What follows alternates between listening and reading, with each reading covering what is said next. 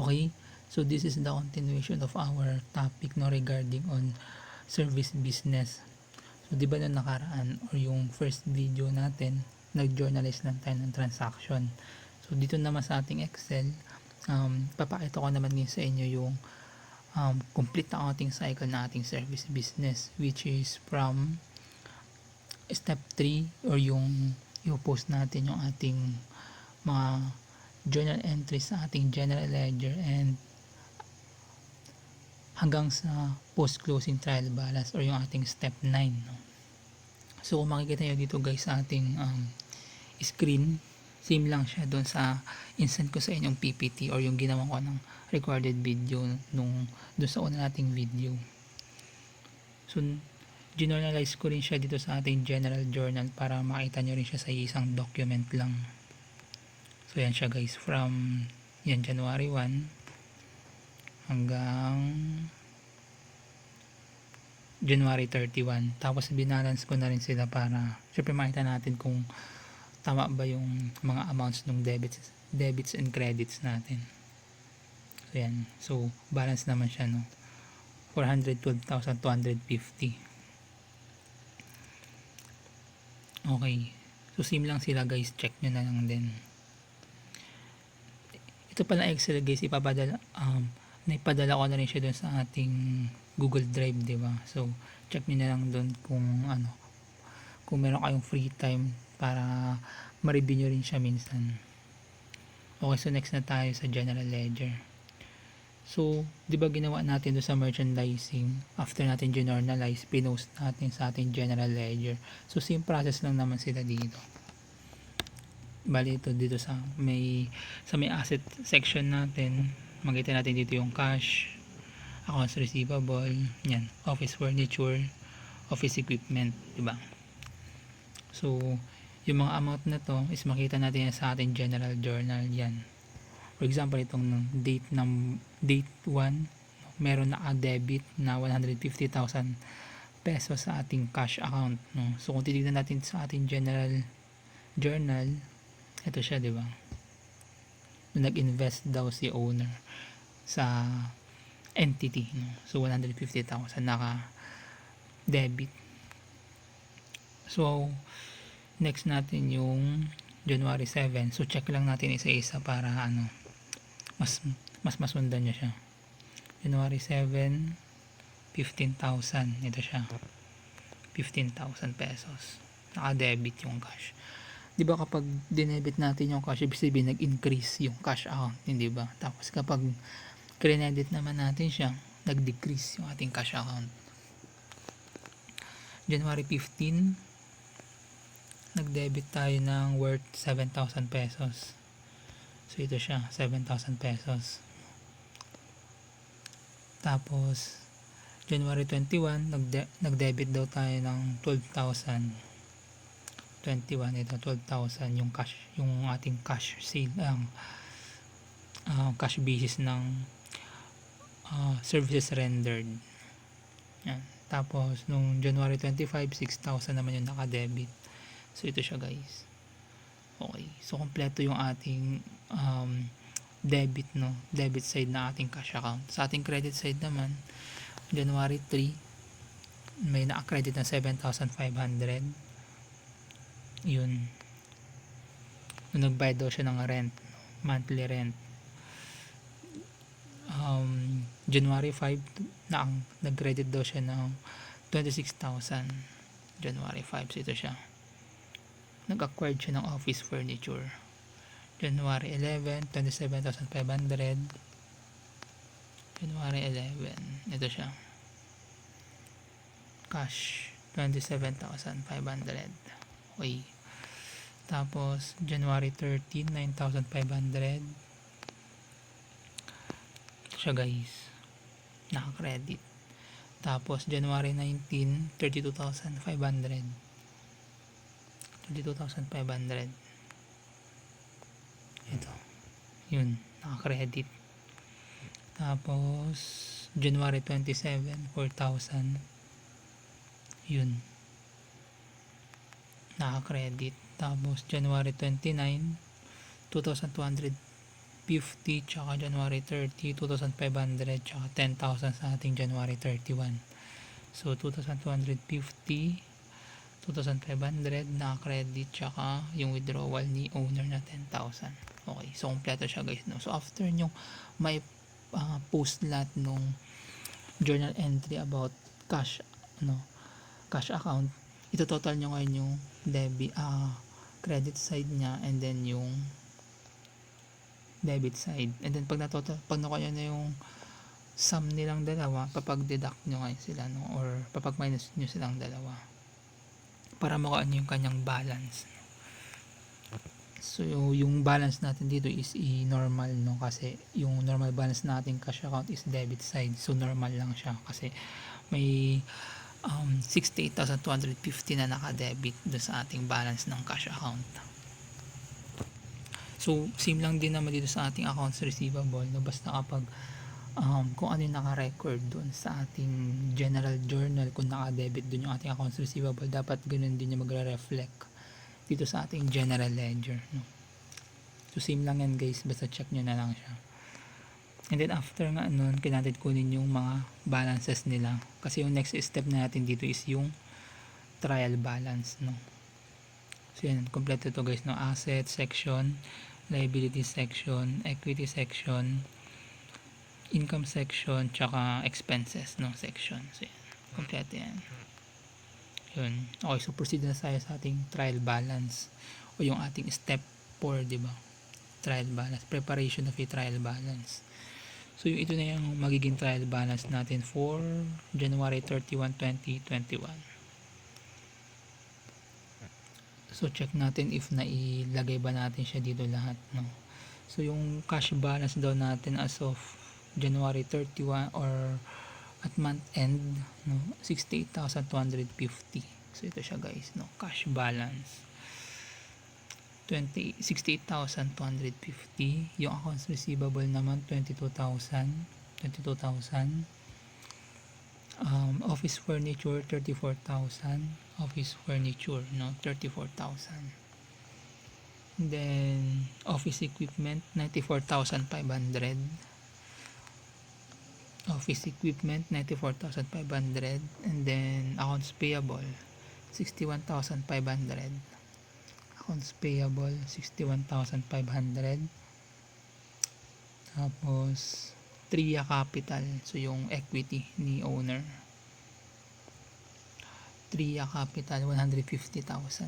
And then yung kanyang withdrawals 10,000 debit side.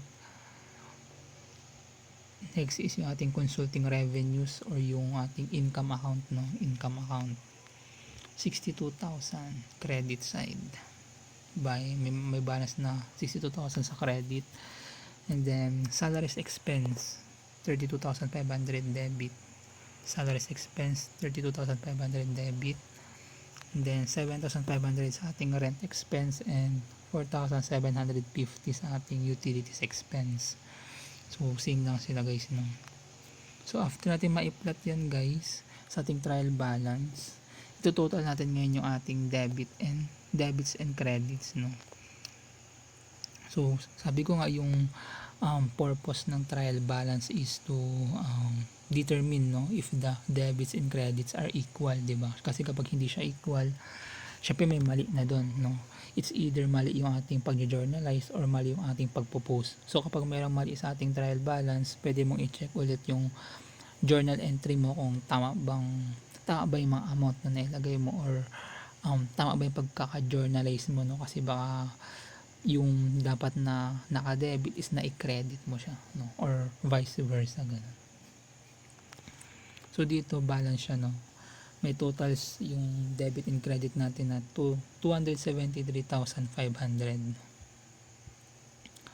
Okay, so next naman ngayon natin dito, or itong trial balance pala nito to guys, ang tawag pala ulit natin dito ay unadjusted, no, trial balance, or yung pinakaunang trial balance sa ating accounting cycle.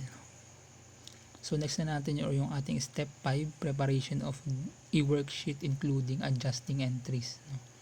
So ito na siya, step 5. So yung dun sa nakaraang video natin sa merchandising, diba di ko siya nalagyan ng header. So ito nalagyan ko na siya ng header guys. So ganito yung bali magiging header niya, no? Yan.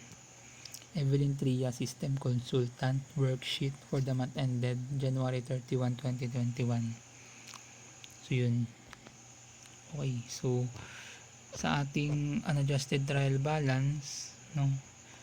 So same lang siya dito. Itong step 4 natin, same lang siya dito sa ating unadjusted trial balance column. Yan.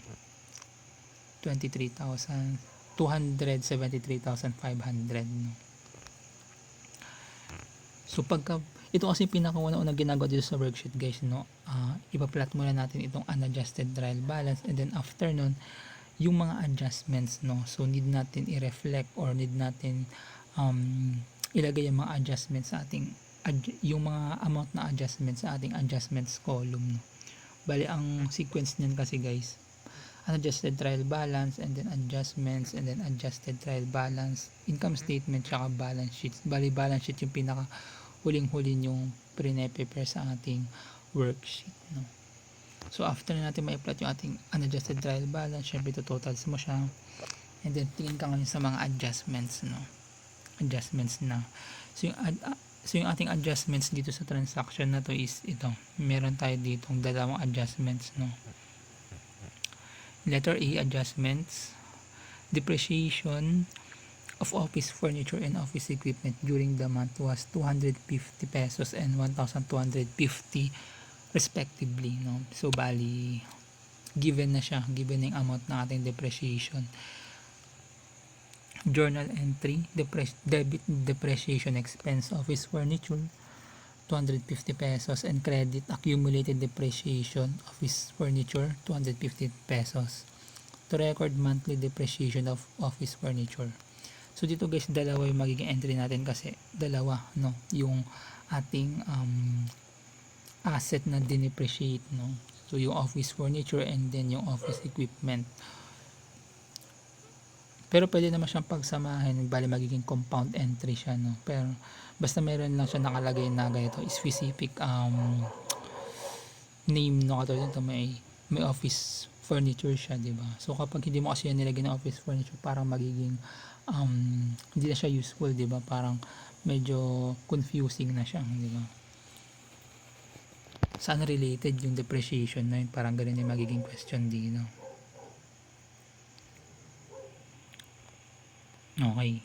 So ito yung ating entry sa pangalawa, sa depreciation for office equipment. Debit depreciation expense office equipment 1,250 pesos, and credit accumulated depreciation office equipment 1,250 pesos.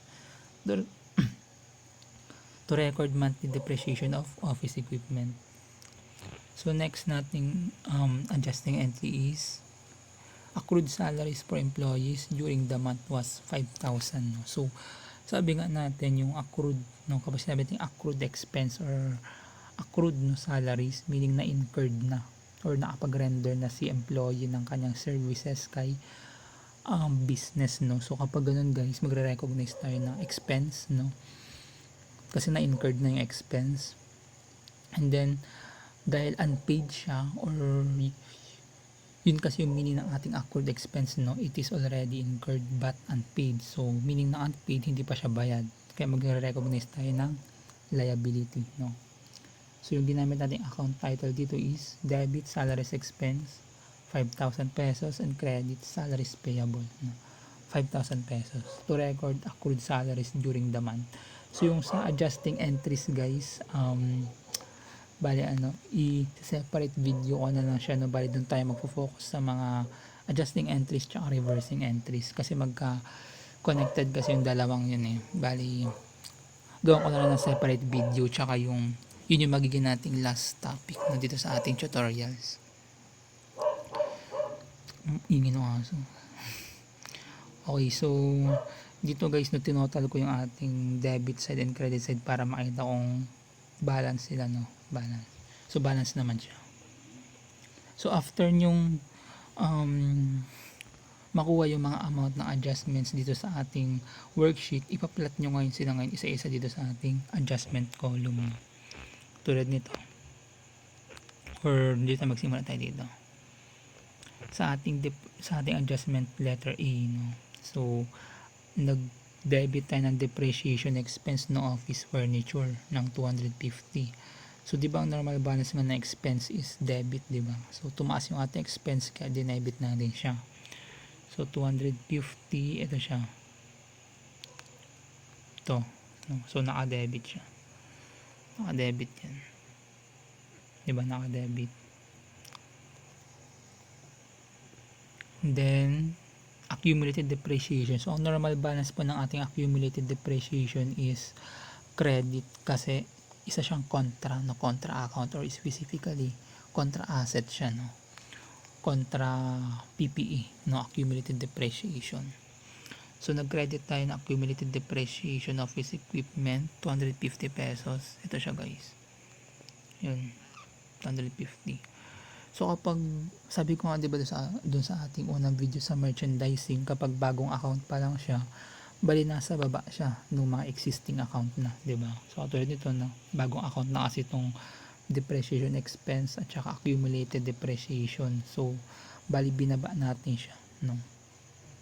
Hindi natin siya dapat isama dito sa ating mga nakalagay sa yung mga ating existing accounts. So next is depreciation expense office equipment 1,250 pesos. Ito siya guys, naka-debit, no? Next is accumulated depreciation office equipment 1,250 pesos. Ito. Okay, so next is yung letter B natin. Nag-debit tayo ng salaries expense 5,000 pesos. So ito siya guys, salaries expense 5,000 pesos, no. So existing account na kasi siya, 'di ba? Kasi may na-accrued na tayo during the month din, 'di ba? So nag-debit tayo dito guys ng 5,000. And then yung counterpart niya naman sa credit is yung salaries payable ng worth 5,000. So since bago lang yung account na salaries payable, nasa baba siya, 5,000 pesos, no, naka-credit. So total natin para makita yung kung balance ba, no, yung debit and credit natin. So ganoon lagi yung ano guys, no, process pagka na-plot nyo na, ito total nyo ngayon para makita nyo yung kung equal ba yung debit side or yung ating credit side, no? So dito meron silang 6,500 na total amount. Next natin gagawin dyan guys, kapag na-plot na natin yung ating adjustments, no, i-apply natin yung effect niya, yung magiging effect nila dun sa ating unadjusted trial balance, no.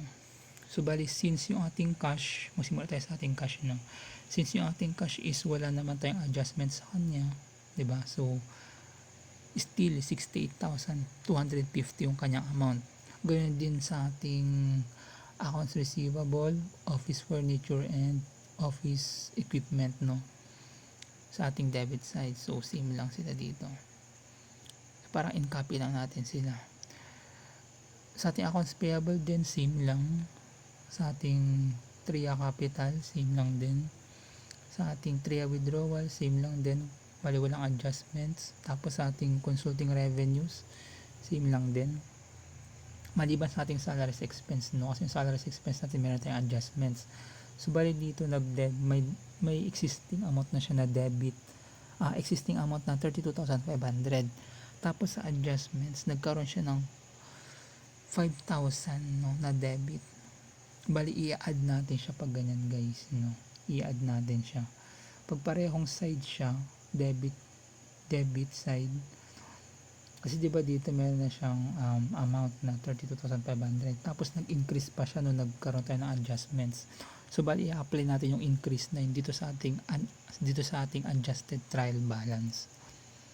Yun, kaya naging 37,500 na siya dito.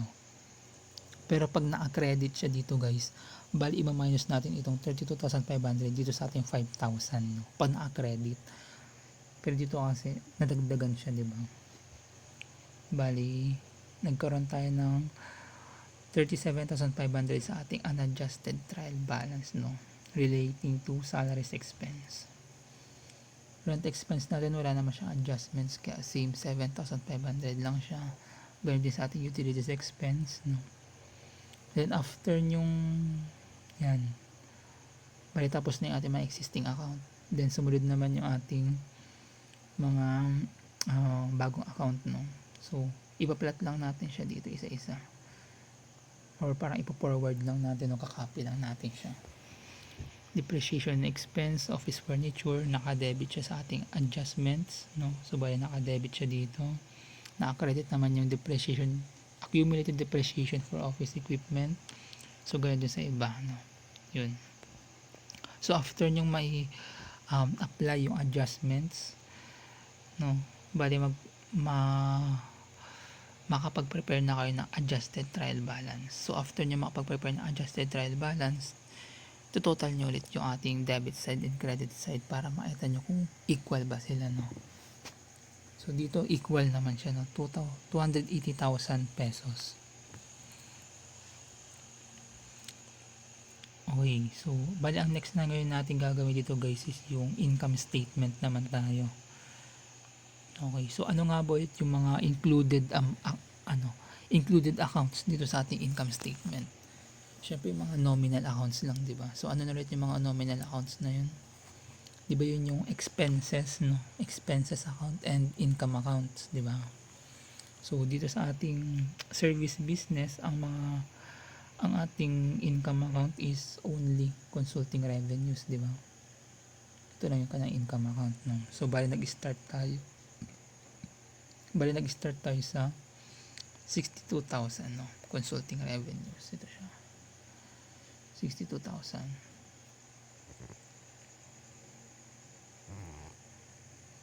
Yun, hindi nangyari. Yan, 62,000 consulting revenues. So dyan tayo nagsimula. Next ngayon natin is yung mga expenses, di ba? Yan, so salaries expense, rent expense, utilities expense, tapos depreciation expense, office furniture, depreciation expense, office equipment, tsaka wala na, yun, no? So basta lagi yung tatandaan guys, mga nominal accounts lang yung mga included dito sa ating income statement, no? So after natin mag-gather lahat ng mga nominal accounts, ito-total natin yung ating debit side and credit side. So so dito naman sa ating income statement guys, no, hindi siya actually balance, no, yung ating debit side and credit side, kasi dito mo ma-determine yung ating profit, no, or yung na-generate na profit ni business, diba? So unlike sa adjusted trial balance, adjustments, tsaka sa unadjusted, lagi silang balance, no? Yung sa ating income statement, bihira lang or very rare, kasi kapag naging balance kasi yung ating unang total dito sa ating income statement, ibig sabihin nun walang nag-gain na profit yung business or wala siyang na-incurred na loss, parang break even lang, no? Zero profit, zero loss, parang ganun lang siya. Pero normally kasi hindi talaga siya balance, kasi dito mo ma-determine kung nagkaroon ba siya ng loss or nagkaroon ba siya ng income, no, or profit. So dito mas mataas yung ating credit side. So meaning kapag mas mataas yung ating credit side, nagkaroon tayo ng profit, diba? Kasi mas mataas yung revenue natin kaysa sa ating expenses. So yung ating total credit side 62,000 pesos, and then yung ating total debit side is 51,250. So pag pinag-minus natin itong dalawa guys, 62 less 51,000, 62,000 less 51,250, makukuha natin profit is 10,750. So tawag natin dyan guys is profit, no? So yeah, siya yan, profit. So ito na yung pangalawa nating totals, no? Para makita nating balance pa rin siya, 62,000 pesos. Okay. So after natin mag-prepare ng income statement sa ating worksheet, next naman is yung balance sheet. So sa balance sheet naman guys, included lang dito is yung mga sorry, permanent accounts. Permanent accounts yung mga included natin dito. Okay. So, mag-start tayo sa ating cash, no? Cash hanggang drawings, no? So, yan, hanggang equity. Bali dito sa balance sheet, from asset hanggang equity natin siya nire-record, no? Yan, so 68,000. Ito siya na 68,250. 22,000 sa ating accounts receivable, 34,000 sa ating office furniture, 94,500 sa ating office equipment, and 61,500 sa ating accounts payable, and 150,000 sa ating TRIA capital, and 10,000 sa ating TRIA withdrawals. So, next natin gagawin dyan is yun, yung ibang adjustment, no? Don't forget yung mga permanent accounts din sa ating adjustments. So dito nagkaroon tayo ng accumulated depreciation, no? So permanent account sila guys, pero contra account kasi sila, no? Accumulated depreciation of office equipment and office furniture, no? So ito sila 250 tsaka 1,250, and then yung ating salaries payable na 5,000 pesos. Okay, so after natin ma-plot lahat ng permanent accounts dito sa ating balance sheet, tsaka yung ating drawings kasi is siya, nominal accounts siya, pero included siya sa balance sheet pagdating sa worksheet, no?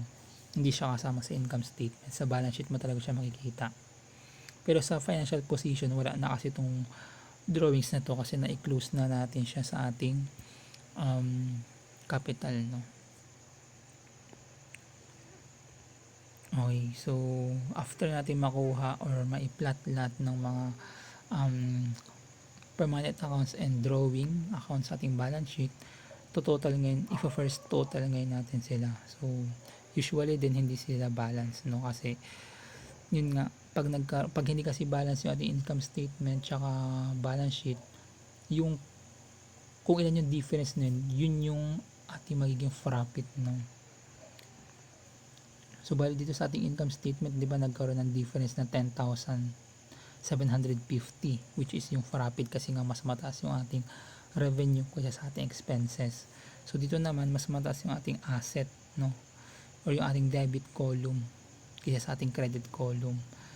So yung ating debit column is meron 220,750, while yung ating credit column merong 218,000. So kapag pinag-minus mo sila guys, or pinag-deduct mo sila, lalabas din itong 10,750, no? So balance lang sila nitong nasa income statement.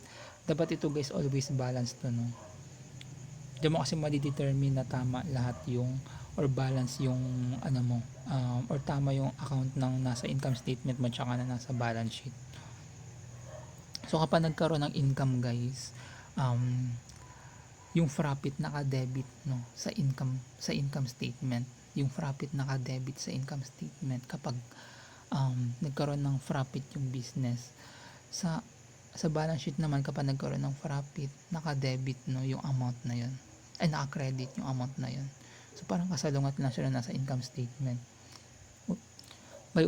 Bali ulitin ko, kapag nagkaroon ng profit, yung amount na yun is naka-debit sa ating income statement, habang naka-credit naman sa ating balance sheet, no?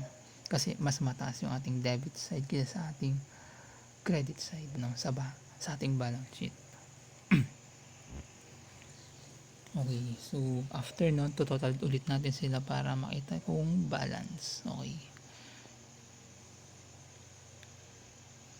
Okay, so tapos na natin yung ating worksheet, no? So proceed na tayo sa ating financial statements.